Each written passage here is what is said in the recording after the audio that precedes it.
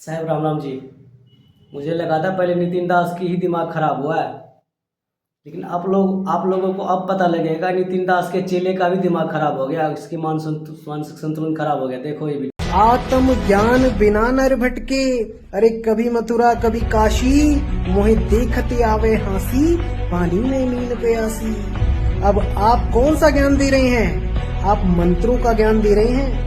जीव को उसके स्वरूप का ज्ञान कभी दे ही नहीं पाएंगे आप। सुना आप लोगों ने? ये कहता है कि आत्म ज्ञान बिना नर भटके।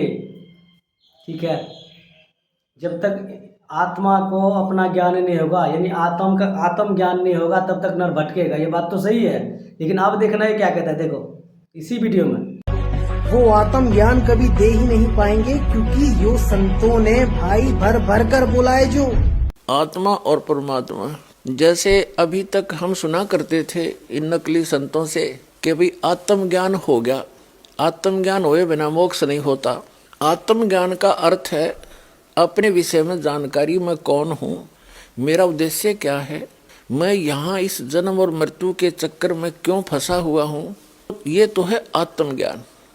और एक परमात्म ज्ञान, अपने विषय में जानकारी और परमात्मा की जानकारी, जब दोनों ज्ञान होंगे तभी बात बनेगी। कहते हैं कूप की छाया कूप के माही, ऐसा आत्मज्ञान ना कुएं की छां। कुएं के अंदर जो छाया होती है वो कुएं तक ही सीमित है, उसका बाहर कोई लाभ नहीं। कहते हैं आपका आत्मज्ञान तो ऐसा ही जैसे कुएं की छां कुएं के अंदर, यानी इस काल के घेरे में गिरे रहोगे, इस जन्म मृत्यु के चक्कर से बाहर नहीं हो सकते।